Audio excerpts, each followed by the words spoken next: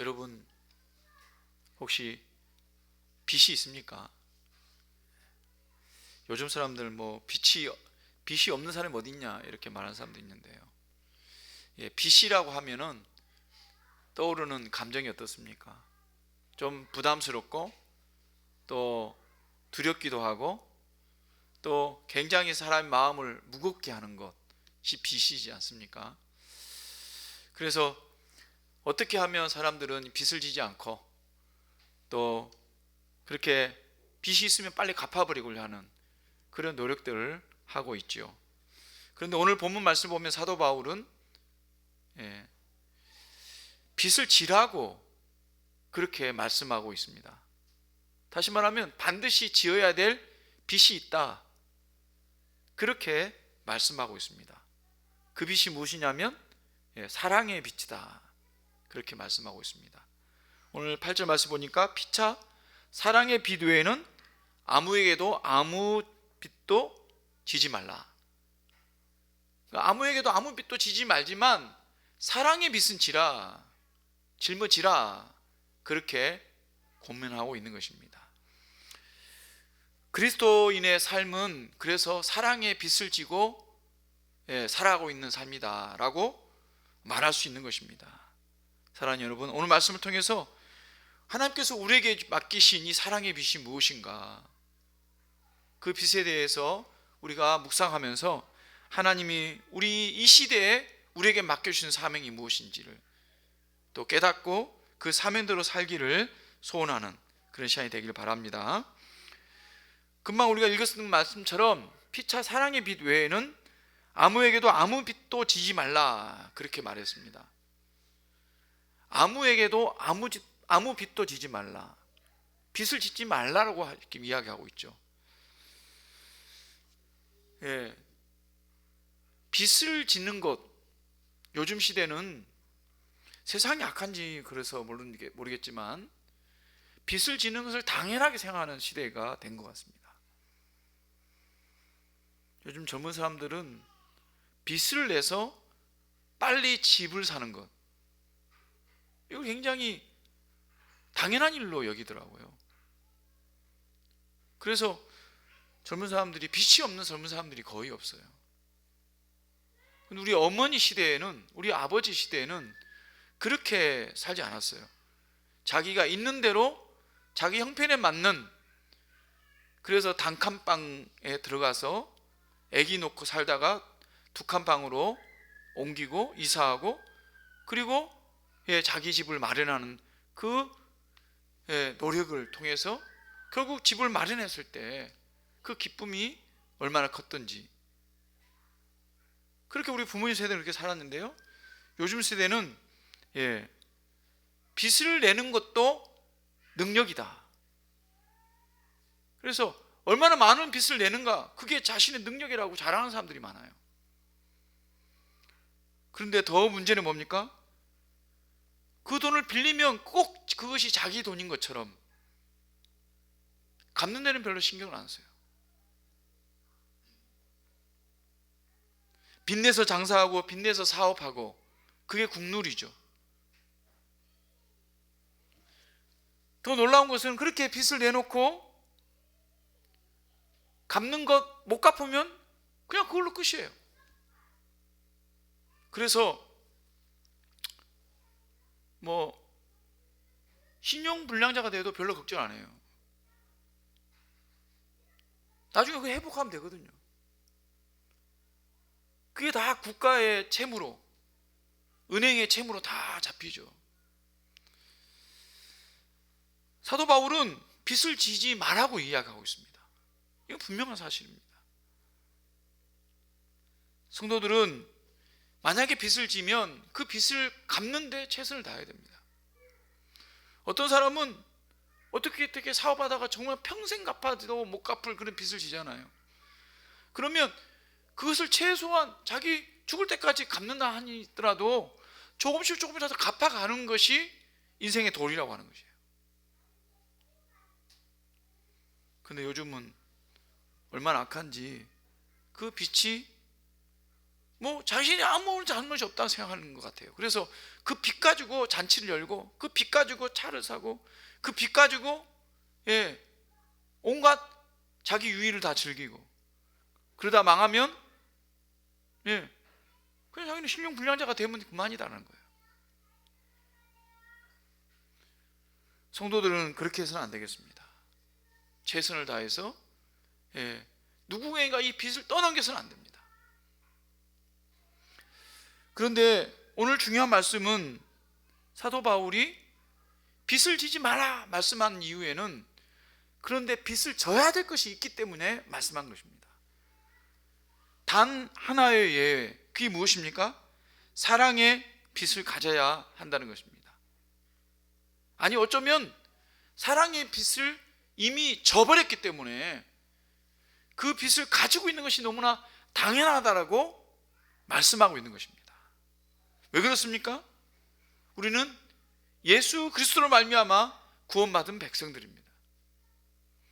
구원받은 백성이 되었다고 하는 것은 이미 그 사랑의 빚을 지고 있다고 하는 것입니다. 어떤 빚입니까? 우리가 구원받기 위해서, 우리의 구원을 위해서 그 대가를 예수님께서 치러 주셨기 때문입니다. 예수님께서 십자가에 못 박혀 죽으셨습니다. 온갖 조롱과 모욕을 당하시고 고난을 당하시고, 특별히 영적으로 하나님과 끊어지는 그런 아픔을 경험하시면서 세상의 모든 죄악을 짊어지시고 십자가에 돌아가셨죠. 그것은 우리를 향한 끝없는 사랑이었습니다. 그 위대한 사랑이 있었기 때문에 우리가 구원받은 백성이 되었다고 하는 것입니다. 그렇기 때문에 사랑하는 여러분, 우리가 성도가 되었다는 것 그 자체는 이 사랑의 빚을 지고 살아가는 존재가 되었다는 것입니다. 이게 성도들의 정체성입니다.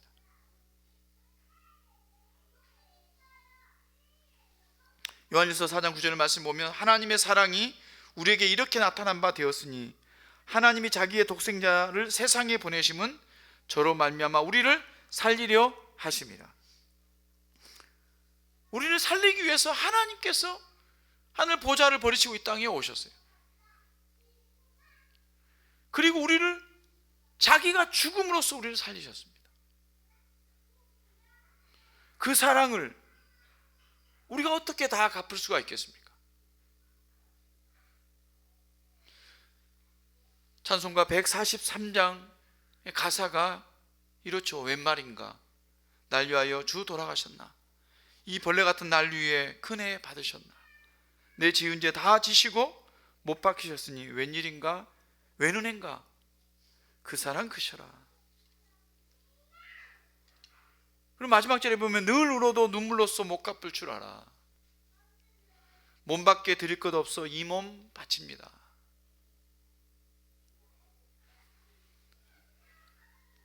이 찬송가 가사가 사실에 우리의 고백이 될 수밖에 없습니다. 주님께서 베풀으신 이 사랑을 우리가 어떻게 다 갚을 수 있겠습니까? 다 갚을 수 없기 때문에 몸밖에 주님께 드릴 게 없다라고 말씀하고 있는 거죠. 오늘 우리가 주님 앞에 나와 이렇게 예배하고 찬송하고 말씀을 듣는 이유가 무엇입니까?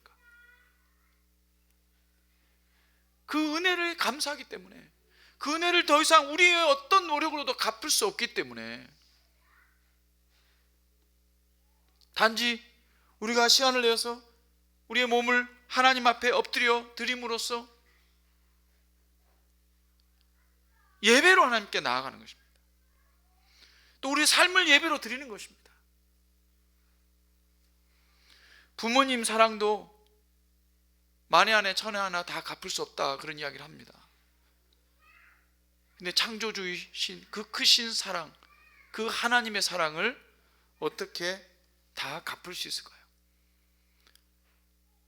그래서 우리는 감사의 찬송을 하나님 앞에 드려야 합니다. 갚을 수 없으니까 그냥 신경 끄고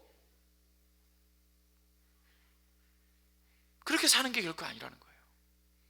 갚을 수 없으니까 더욱더 하나님 앞에 기도하고 하나님 뜻을 받들고 하나님을 기쁘시게 하기 위해서 살아가야 되는 것입니다.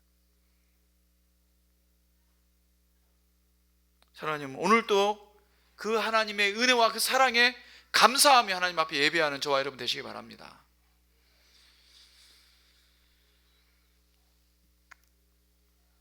우리가 이 예수님께, 그 하나님께 받은 이 사랑을 어떻게, 이 사랑의 빛을 어떻게 갚을 수 있을까요? 우리 하나님께 직접 갚기는 어렵습니다. 하지만 하나님께서 그 빛을 갚을 수 있는 방법을 알려주셨습니다. 그게 무엇입니까? 한마디로 서로 사랑하는 것입니다. 오늘 말씀 피차 사랑의 빛 외에는 아무에게도 아무 빛도 지지 말라, 이 말씀은 피차 사랑의 빛을 지으라는 말씀입니다. 피차라는 말이 무슨 말입니까? 서로죠. 너희들 서로가 사랑의 빛을 가져라 라는 것입니다. 왜 그렇습니까? 예수님께서는 너희가 소자에게 한 것이 곧 나에게 한 것이다, 그렇게 말씀하셨습니다. 나에게 사랑의 빛을 갚으려고 한다고 하면은 너희들끼리 서로 사랑하면 그것이 나의 사랑에 대한 그 빛을 갚는 것이다 라고 말씀하고 있는 것입니다. 그래서 사랑의 율법을 주신 겁니다. 8절, 9절, 10절 말씀까지 보면 남을 사랑하는 사랑, 그 남을 사랑하는 그 사람이 율법을 다 이루었다라고 말씀하고 있는 것입니다. 율법, 특별히 십계명 여러분 잘 아시죠? 부모님을 사랑해라, 살인하지 마라, 간음하지 마라, 거짓 증거하지 마라, 내 이웃에 그래서 탐내지 마라. 이건 대표적인 율법입니다. 그런데 그 율법에 세세한 항목들이 또 있지요. 어떻게 하는 것이 부모를 공경하는 것인가?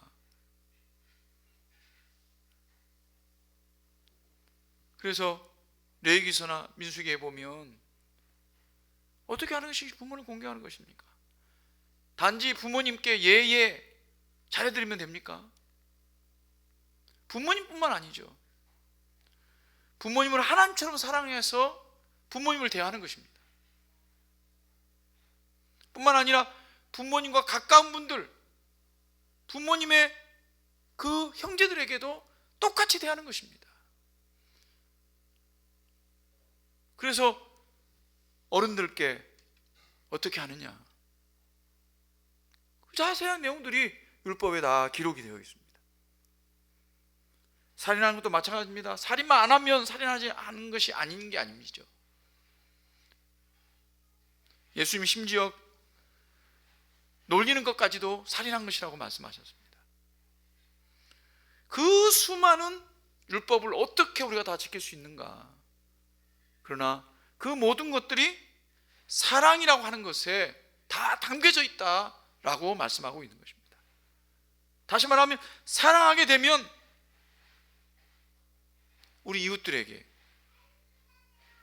우리 부모님에게, 우리 가족들에게, 우리 성도들에게 악한 것을 할 수가 없죠. 더 좋은 것을 하기를 원합니다. 사랑하는 마음에서 하면 그것이 율법을 이루는 것입니다. 그래서 사랑하는 그 사랑의 빛을 지고 있다라고 우리가 생각한다고 한다면 우리 성도들에게도 마찬가지고 우리 이웃들에게도 마찬가지입니다. 그 사랑의 빛을 갚으려고 최선을 다하는 삶, 그것이 성도의 삶이 될 수가 있는 것입니다. 사랑은 적극적인 것이죠. 사랑이라고 하는 것은 대가를 바라고 하는 것이 아니잖아요. 그래서 조건적으로 하는 것은 사랑이 아닙니다.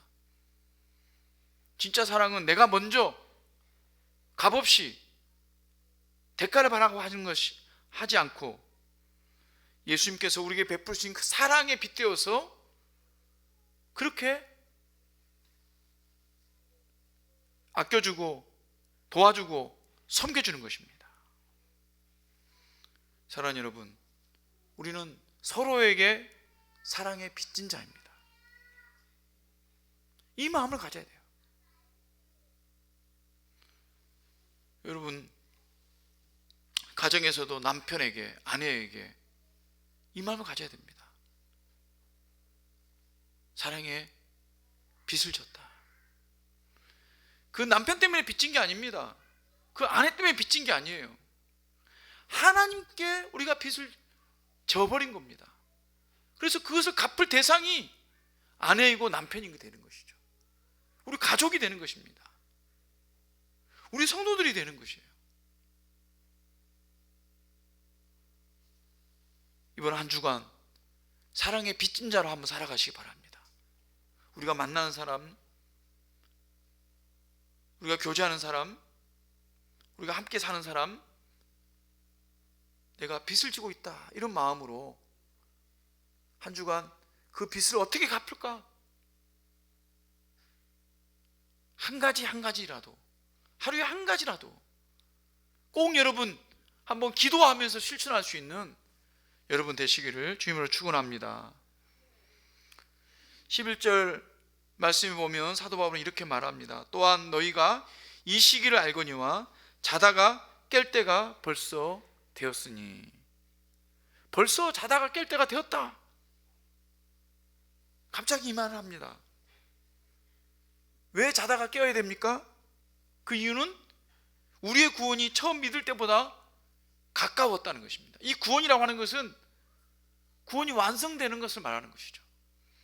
예수 믿고 우리가 구원 받았지만 우리가 완전히 구원이 완성된 게 아니죠. 우리가 구원이 완성되는 것은 주님께서 재림하시고 이 땅을 심판하시고 그리고 우리를 천국으로 인도하실 그때인 것입니다.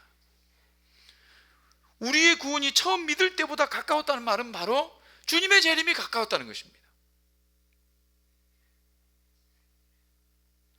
주님의 재림이 가까운 그날, 주님의 재림이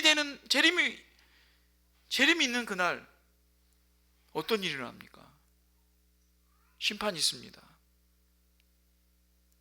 하나님께서는 우리를 계수하신다고 했습니다.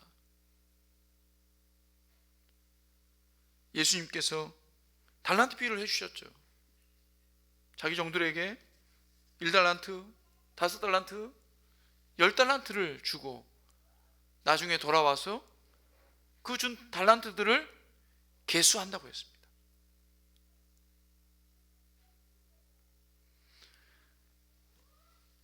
자다가 깰 때가 벌써 되었다라고 하는 것은 그날이 다가온다는 거죠. 점점점 그날이 다가오고 있습니다. 그럴 때 우리가 무엇을 해야 되겠습니까? 주님께서 우리 주신 달란트가 있어요.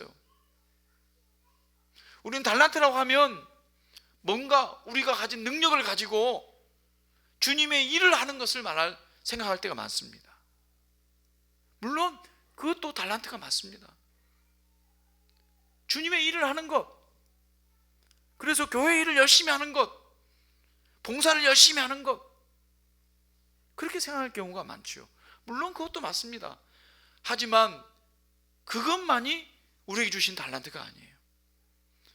주님께서 이 비유의 말씀으로 주신 달란트는 이 땅에 사는 동안에 주님이 기뻐하신 일 모든 것을 말하는 것입니다. 그 모든 것을 다 합치면 뭐가 되냐면 사랑이 되는 것입니다. 우리가 교회에 봉사하는 것도, 식당을 섬기는 것도, 방송실을 섬기는 것도, 우리가 전도하는 것도 결국 사랑 때문에 하는 겁니다. 사랑을 이루기 위해서 하는 거예요. 우리가 예수님께 받은 그 빚진 사랑을 갚기 위해서 하는 것입니다.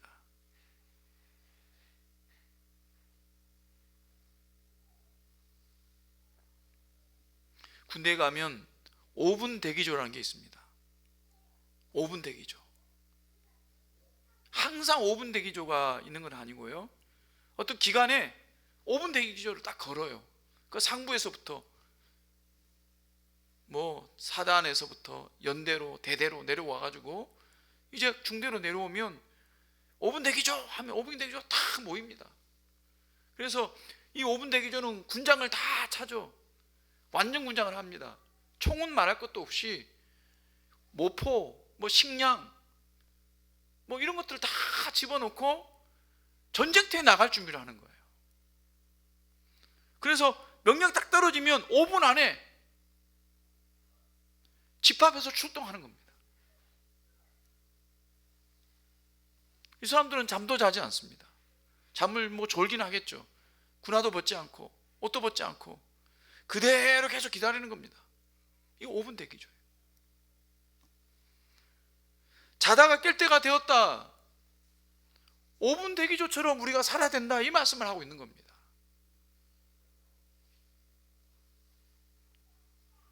오늘날 얼마나 세상이 악한지 부패한지 모릅니다. 사람들은 점점점 갈수록 이기주의에 빠지고요. 요즘 미국이 하는 일들을 보면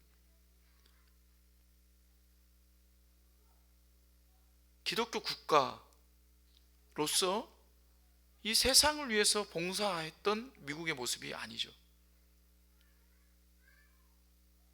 자국 최우선순위, 자기 나라만 잘 살면 된다, 이런 것을 보면서 좀 안타까운 마음이 듭니다. 미국을 세웠던 그 초창기 청교도 그 백성들은 하나님 나라를 세우는 것처럼 나라를 세운다고 자부했습니다.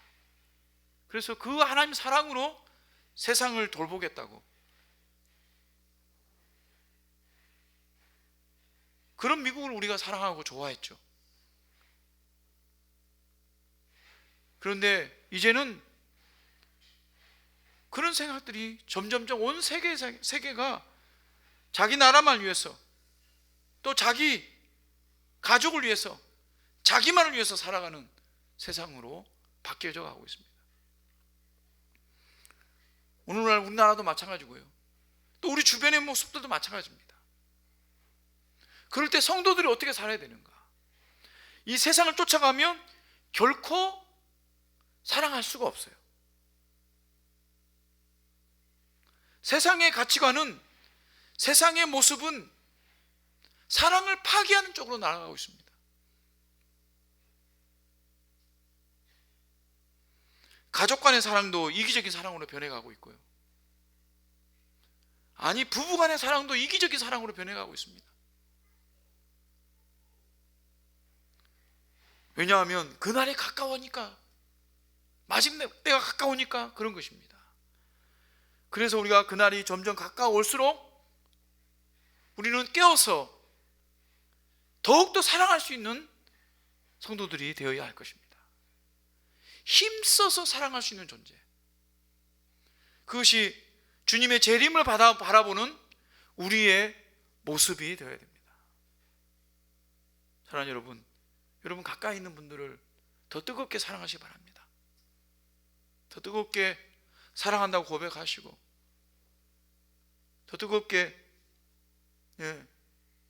섬기시고, 내가 먼저 용서하고, 내가 먼저 보듬어 주고, 내가 먼저 예수님의 사랑을 실천하는 저와 여러분 되시기를 주님을 축원합니다.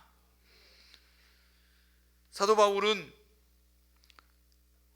12절, 13절, 14절 말씀에 이 마지막 때 그러면 구체적으로 어떻게 사랑할 것인가, 구체적으로 어떤 모습으로 살아야 될 것인가, 그것을 말씀하고 있습니다. 12절에 보니까 어둠의 일을 벗고 빛의 갑옷을 입자 그랬습니다. 왜 어둠의 일을 벗고 빛의 갑옷을 입자고 말씀하고 있습니까? 밤이 깊었다는 거 하는 것이죠. 밤이 깊고 낮이 가까웠으니, 밤이 깊으면 새벽이 오고, 새벽이 오면 태양이 뜨지 않습니까? 그러니까 지금은 밤이 깊은 때라는 것이에요. 이때 빛의 갑옷을 입고 어둠의 일을 벗어버리자라고 말씀하고 있습니다. 어둠의 일은 이 세상의 가치관대로 살아가는 것입니다. 이 세상의 모습대로 그대로 거기에 물들어서 살아가는 것이 어둠의 옷을 입고 살아가는 것이에요.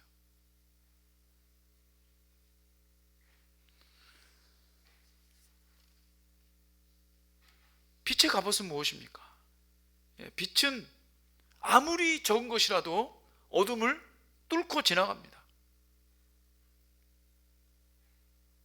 여러분, 우리가 동굴 같은 데 가서 후레쉬를 딱 붙여보십시오. 그 어두웠던 곳에 그 빛이 쫙 나가는 게 보여요. 요즘은 레이저 같은 게 있어가지고 한 줄기 빛이지만 그 빛이 모든 어둠을 뚫고 쫙 지나가는 게 보일 때 정말 신기하고 놀랍죠. 사실 이 세상은 다 어둠으로 가득 찼습니다. 하나님께 이 우주를 만들 때 이 우주가 다 어둠이었어요. 근데 우주를 하나님께서 빛이 있으라 하심에 그 빛으로 비추게 되신 겁니다. 된 것입니다. 이 지구도 마찬가지로 우리가 지금 땅도 어둠입니다. 우주에 나가면 어둠밖에 없습니다. 그런데 하나님께서 빛을 만드셨죠. 빛을 비추는 그런 항상들을 만드셨기 때문에 우리가 빛을 볼 수 있는 겁니다. 아무리 깊은 어둠이라 할지라도 빛이 있기만 하면 그 존재가 드러나게 되어 있습니다. 이 마지막 때, 어둠이 깊어진 이때 우리가 빛의 갑옷을 입고 살면 그것을 통해서 어둠을 물리칠 수가 있고, 그걸 통해서 하나님의 사랑을 나타낼 수가 있는 것입니다. 그 빛의 실체가 무엇일까요? 그것은 하나님의 사랑입니다. 그 하나님의 사랑을 나타내는 것, 그게 빛을 비추는 겁니다. 지난 시간에도 말씀을 나눴지 않습니까? 초대교회, 그 로마 시대, 그 핍박과 어두움의 시대, 순교로 사람들이 죽어가는 그런 교회에 있어서는 너무나 어두운 시대죠. 그 시대를 바꾼 힘이 어디에 있습니까? 그것은 바로 사랑의 힘이었습니다. 먼저는 교회 안에 성도들 간에 뜨겁게 사랑했습니다. 네 것을 내 것이라, 내 것을 네 것이라, 자기 것을 자기 것이라 하지 아니하고 가진 것을 다 나누고 함께 슬퍼하고 함께 기뻐하고 한 가족과 같은 그런 뜨거운 사랑이 교회 안에 있었습니다.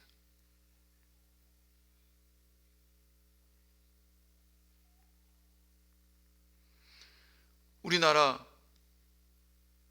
교회에도 마찬가지였죠. 교회가 핍박받을 때, 일제시대, 그리고 대한민국 초창기 어렵고 힘들었던 그 시대의 교회의 모습을 한번 보십시오. 연세가 많이 드신 분들은 정말 그 초창기 교회의 모습을 보고 교회 안에서 사랑을 받고 교회 안에서 뜨거운 사랑을 나누고 교회 가면 그렇게 기쁘고 그렇게 즐거울 수가 없었다, 그런 고백을 많이 합니다. 그러나 오늘날 교회가 커지고 교회가 부자가 되어지고 교회 건물이 좋아지고 많은 사람들이 왕래해 가는데 교회의 그런 뜨거운 사랑이 얼마나 많이 희석되었는지 모릅니다. 교회 안에서도 다투고요, 교회 안에서도 무리가 서로서로 나눠져 있고요, 교회 안에서도 계층이 나눠지고, 그런 모습을 보면 참 마음이 안타깝습니다. 초대교회 그 로마의 압제와 그 핍박 속에서도 성도들 안에서 뜨겁게 사랑하고 서럽게 그 사랑을 나누는데 열심이었습니다. 뿐만 아니라 그 사랑이 교회에 받기까지,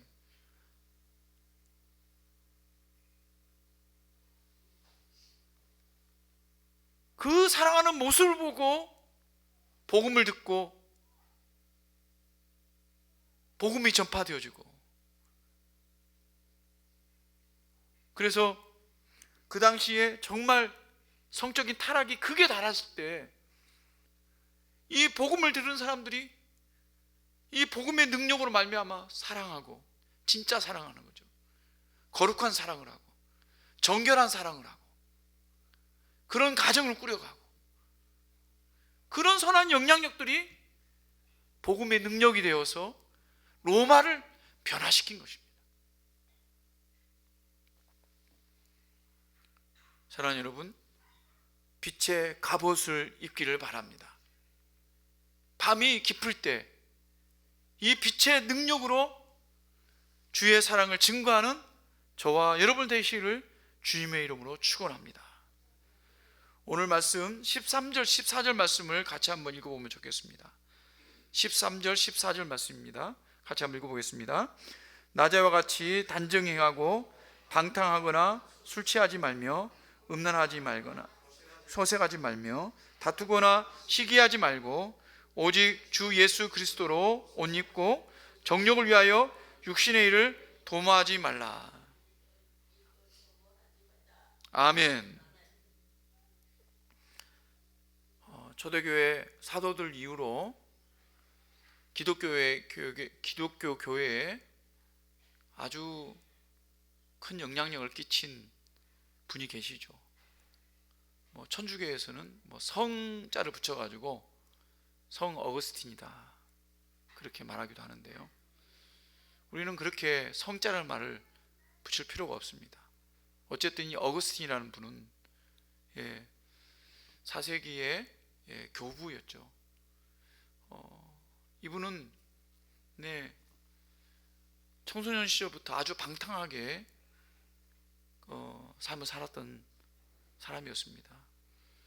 그래서 창녀와 같이 뒹굴기도 하고, 또 아기를 임신시키기도 하고, 또 마니교라고 하는 이단에 빠져서 또 그렇게 방탕하게 살아서요, 그 어머니인 모니카가 날마다 이 아들을 위해서 눈물로 기도했다 그렇게 알려져 있죠.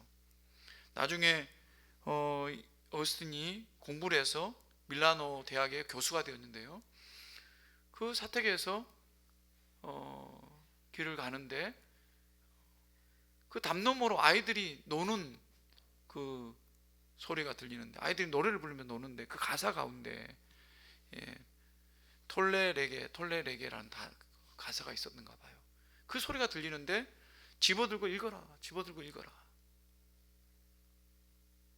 그래서 그게 너무나 분명하게 점점점 크게 들려서 이게 도대체 뭘 읽으라는 거야 하면서 집에 자기 사택에 들어가서 성경을 빼어들고 읽었는데, 그 본문이 오늘 우리가 읽은 이 본문입니다. 낮에와 같이 단정 행하고 방탕과 술 취하지 말며 음란과 호색하지 말며 쟁투와 시기하지 말고 오직 주 예수 그리스도로 옷 입고 정욕을 위하여 육신의 일을 도모하지 말라.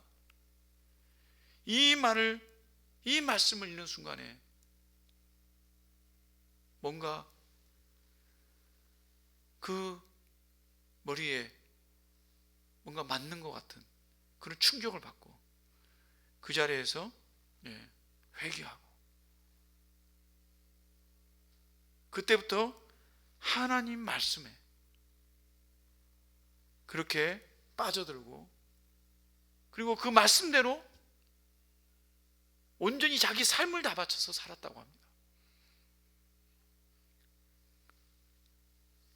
예수 그리스도로 옷 입고 살아야 된다. 우리가 옷을 입는 거 이게 굉장히 중요하죠. 우리가 옷을 입는 대로 사실 그 사람이 행동하게 되어 있습니다. 우리가 직장에 나가면 직장에 맞는 옷을 입죠.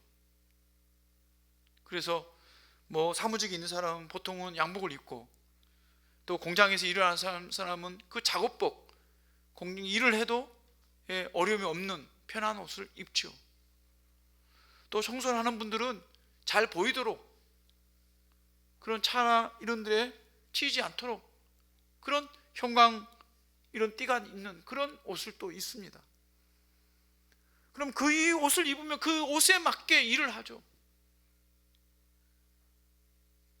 우리가 그리스도로 옷을 입으면 그리스도인답게 삶을 살아가는 것입니다.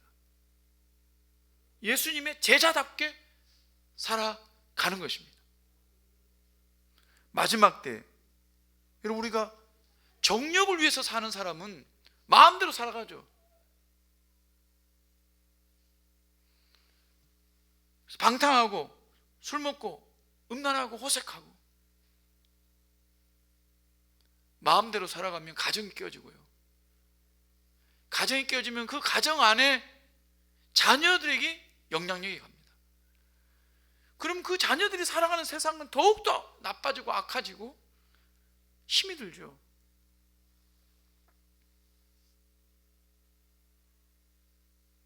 전에 우리 장로님이 TV에 잠깐 나온 적이 있었는데요. 그 이혼 숙녀 하는 그런 프로그램이었지 않습니까? 거기에 나오신 분들을 보면 부부가 이혼을 할 수밖에 없는 그런 상황이다라고 해서 그것을 해결하려고 나오잖아요. 근데 그 사연을 다 들어보면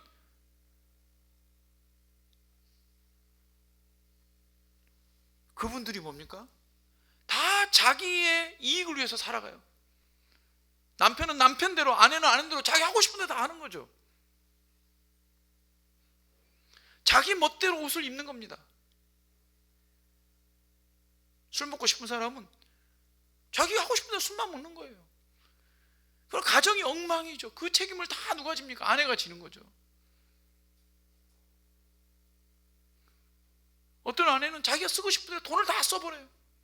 카드를 끊고 또 빚을 내서 또 끊고 자기 하고 싶은 대로 다 하는 거예요.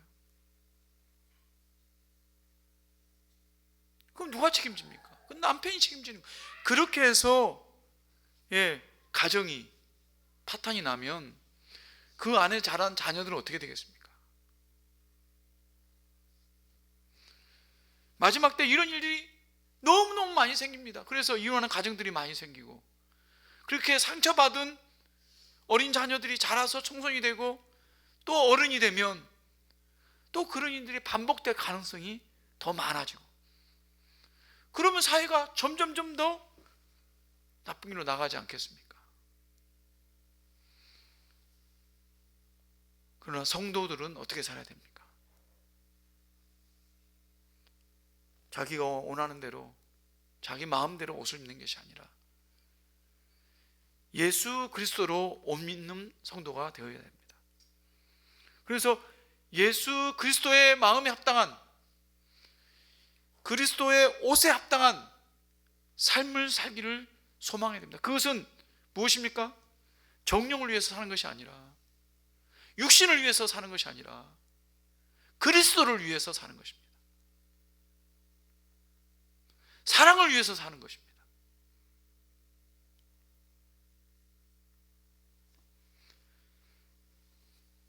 사랑하는 여러분, 마지막 때가 가까워오고 있습니다. 어떻게 살아가는 것이 행복한 삶이고 보람 있는 삶이고 하나님이 기뻐하시는 삶입니까? 그것은 더욱더 사랑하며 사는 것입니다.